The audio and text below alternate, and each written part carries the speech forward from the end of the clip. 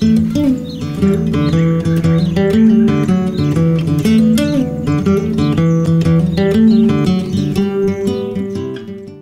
inspiration for the grassroots is the travelling stock route, the network, the reserves.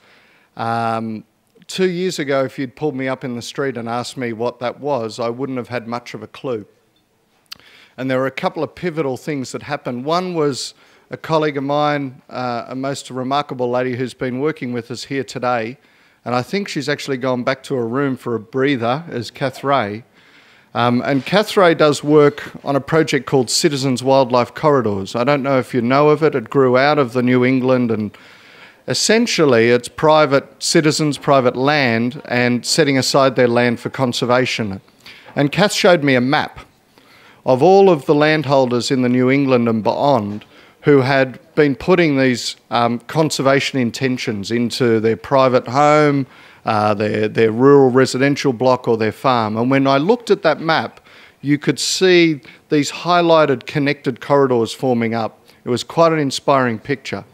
And the next map that she pulled out was a map of the travelling stock route network.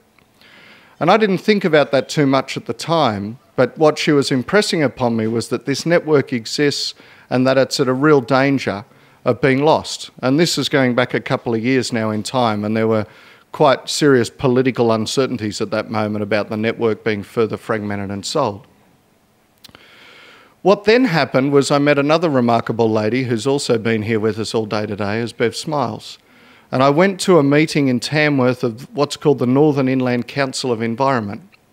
And it's a very special gathering, that one. We do it every 2 or 3 months, and people travel in from all over the greater region. And it's special because it's one of the only times that a whole range of us that work on environmental related issues, whether it's mining, land care, bird watching, water related issues, etc., get together and swap notes. And for any of you who live outside of what I call the uber urban areas of Australia, which we are the most urbanised place on earth in Australia, so it's fairly thin on the ground when you get out of the big cities. And so it's nice to get together with people of like minds, like spirits, and struggle through things together. And the focus of this meeting was unusual. There were 30 people there, which was a really big group, you could tell, because the room wasn't big enough for us to fit in. There were drovers, there were farmers, there were land care people, there were government people, there were community people, and they had this single concern around the travelling stock routes. And they told me how there'd been a conference 2 years ago, which was the first conference, and today was the second that the National Parks Association had convened. Over 100 people had been there, and there'd been unanimous agreement around the incredible diversity and richness of values of this stock route network. And they talked about the scientist statement. I don't know if you're familiar with that, but about 1,000 scientists signed onto this statement, attesting to the same thing, the incredible uniqueness, the global significant uniqueness of the travelling stock route network. We look to places like the UK, and they're trying to conserve hedgerows because their areas have been so depleted of remnant bushland. And here we are with this incredible resource of stock route networks. And so this was the conversation. What was really clear to me at that time, though, was that every one of us was the converted, and every one of us had a direct interest in those stock routes. We were graziers, we were bird watchers, we were conservationists. Who was missing was the other 99.9% of Australians, and they are going to be critical to our success. If we truly believe that the travelling stock routes are something that should be there for all Australians and for all generations to come, then one of the measures of how well we do what we do is how many of all those other Australians agree with us. It's one thing to attest to it as an idea, but it's another thing to be able to visually see it. And the grassroots was created to do that. So in your packs, your conference packs, you have a very simple seed pack. You wouldn't believe how much work went into this very simple seed pack. The symbology that we have used and built into this idea of grassroots. And by grassroots, we're playing on the idea, often grassroots is used as a way of talking about community. It's often used as a way of talking about things that are bottom up. But of course, it has a lovely double meaning in terms of the grass corridors and We have had some people think it's only about grass. No, it's about the stock route network. And it's about the fact, in fact, right across this country, we have corridors. We've heard about the Great Eastern Ranges Initiative today. There's a project in southwestern Australia called the Gondwana Link. There's the Trans-Australia Eco Link, establishing a corridor from Adelaide to Darwin. There's places like the Canning Stock Route, and Graham, who's somewhere here, I'm sure still from the Queensland Stock Route Network. So what the grassroots is about is a very grand dream to have an interconnected network of corridors all across this country for the shared use as a representation of how we can live together. And not just we as in humans, but with our cattle, with our birds, with our microfauna, with our grasses, and with our magnificent trees. And so this corridor is a metaphor, but a very real idea. And as grand as it is, I think the stock route network in New South Wales is a great example of the possibility of it. To our knowledge, we're the only country in the world that has this still remaining. There are stock routes of similar kinds, but in countries like the United States, they're investing tens of millions of dollars to build corridors like our stock route network. So this is what the grassroots is about. And so in here's a sticker. In here's some kangaroo grass seed. We decided to use that as our mascot. These are designed to help raise awareness first and foremost of the stock routes. They're designed to help connect and bring people into the stock routes as a tool at your information stalls, that people can sign on to email lists that are like. And for the humble price of $3, you only buy them for $2. So $1 goes into your pocket, $1 goes into the pocket of the work we've been doing, like organising this conference, and $1 goes back into the pool that paid for the whole thing so that we can do the next thing after that. So if you're interested in that, we'd welcome them. And I know I'm over time, Kevin, but I just want to read out one thing that I wrote this morning to say, I called this Connections. It's kind of like a poem, but not really.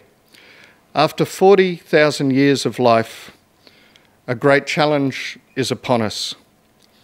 Our spirit is calling out now. Learn how to live together, value what comes for free, and heal what holds you back. We are 40,000 years old, yet this is the beginning of the time we work together, smiling as every flower opens, dreaming with vast horizons, seeing the way this is happening and joining in to play our part. Thank you very much. I came to philanthropy from the reverse side of the coin, having spent 20 years working in Nepal and Vietnam for a not-for-profit organisation on environmentally based development as a community development specialist. I've had first-hand experience of what it's like working on the ground and that constant need for funding. So eventually, when I was in a position to establish my own foundation, I experienced great joy and gratitude that I was able to be the provider of funds. I love being able to make a difference and select projects that are in line with my philosophic values.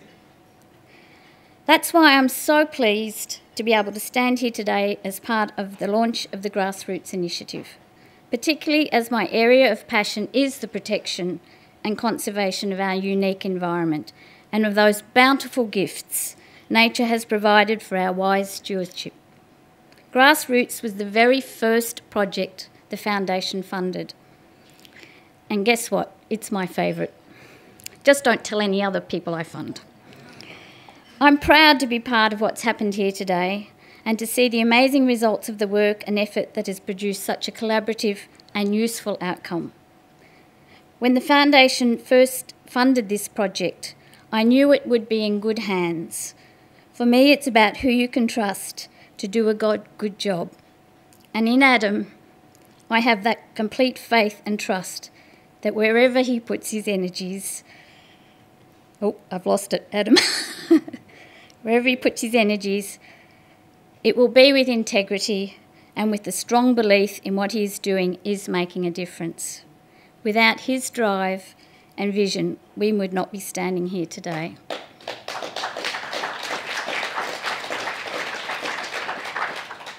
and that of NPA as well. I'm going to get to that, Adam.